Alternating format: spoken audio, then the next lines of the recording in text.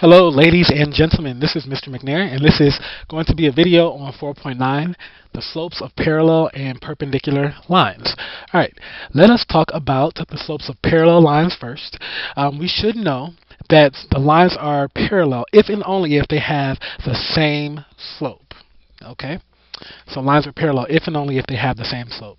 So in this problem, it says identify which lines are parallel. Well, once again, we know that lines are parallel if they have the same slope. So this line, we could tell that the slope of it is 2 because it's in slope-intercept form. The y equals mx plus b.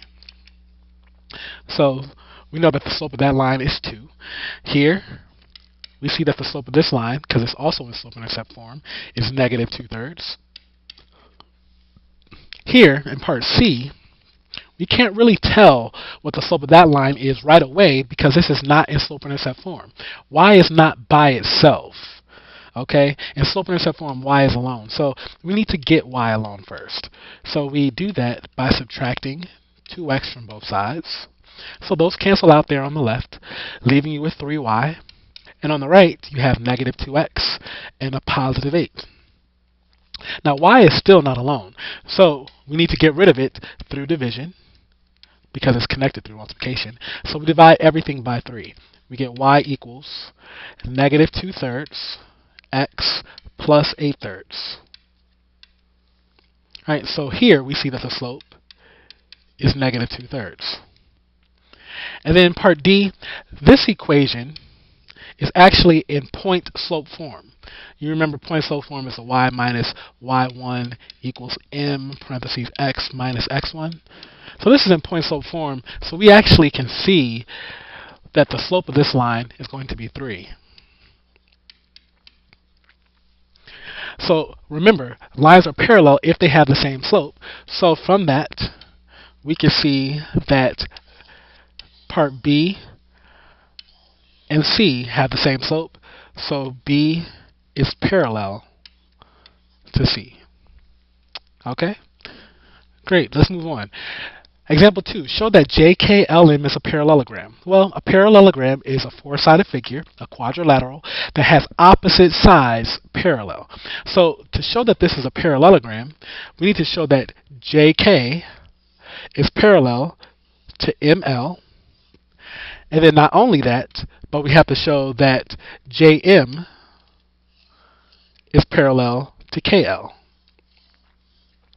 Alright, so let's go ahead and deal with JK and ML first, the green lines. So we can see, because these are both horizontal lines, that they're both going to have slopes of 0 because there's no rise.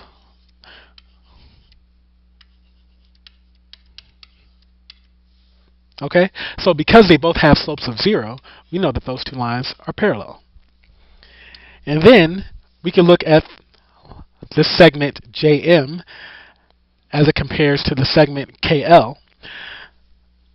From M to J, we had to go up 1, 2, 3, 4 over 1. So the slope of JM, we had to go up 4 over 1. So the slope of that segment is 4. And then from L to K, we had to go up 1, 2, 3, 4 over 1. So the slope of that segment, KL, we also went up 4 over 1. And that's 4 as well. So those two lines are parallel. And therefore, since opposite sides are parallel, we know that this is a parallelogram. Alright, example 3. Write an equation on the line that is parallel to y equals 2/3 x minus 2 and passes through the point negative 2, 1. Now, once again, we know that parallel lines have the same slope. So we're talking about two different lines here. We're talking about the original line, and we're talking about some new line that's going to go through the point negative 2, 1. Now, can you tell what the slope of our original line is? Well, yes, the slope of this line, because it's in slope-intercept form, is 2/3. Now, because that's the slope of our original line, the slope of our new line is also going to be 2/3 since it's parallel to it. Parallel lines have the same slope. So now we have this point and this slope. All right, we have a point and a slope. So we can use point slope form. Point slope form is y minus y1 equals m parentheses x minus x1. Now we can go ahead and plug things in. So we have y minus our y1 over here is 1 equals m, our new slope is 2/3, parentheses x minus x1. So that's going to be x minus -2 or plus 2. From there, we want to go ahead and put this in slope-intercept form. So to put this in slope-intercept form, we're going to distribute that 2/3. So we have y minus 1 equals 2/3 x plus 4/3. And excuse my pen, it's been acting a little funny. And then we need to get y by itself, so we add 1 to both sides. So these cancel out, leaving you with y equals 2/3 x plus 2 and 1/3. And there we go. This is the equation for the line that is parallel to this line over here and goes through that point. Okay? Now, just to check, you could take this point, -2, 1, and plug it into that equation just to make sure that it works out. All right, let's go on. Perpendicular lines. Lines are perpendicular if they intersect to form right angles. Okay? We know that perpendicular lines have slopes that are both opposite and reciprocal. For example, to help you out with that, let's say find the slope of line B if line A and B are perpendicular. So let's say I give you some slopes here. Let's say slopes are, let's say 2/3 for the first part, that'll be part A. Part B, let's have a slope of, let's say -4. In part C, we have a slope of, let's say -5/3. All right.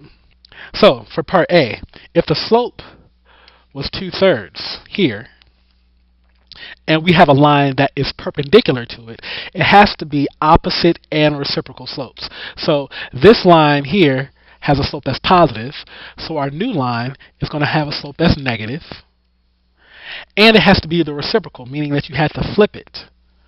Okay? So the slope of this line is going to be -3/2. All right, let's try part B. This line here had a slope that was negative, so our new line is going to be positive, and it was this one is -4/1. So if you flip that, that becomes positive 1/4. Okay? And then this line here for part C, this one had a slope that was negative, so our new line also is going to have a slope that is positive, and you have to take the reciprocal, so you have to flip it. So that means that our new line is going to have a slope of positive 3/5. Okay? Great. One other thing that you should know is that horizontal and vertical lines are perpendicular. Okay? Great, let's move on then. Example 4. Identify which lines are perpendicular. Now let's take a close look at part A. Y equals 3. This line here is a horizontal line, and therefore it has a slope of 0. All right. Anytime you have just y in the equation, just y alone, it's going to be a horizontal line. Okay? So it's going to be a horizontal line, and the slope is going to be 0. Anytime you just have an x, the line is going to be vertical, and therefore the slope will be undefined.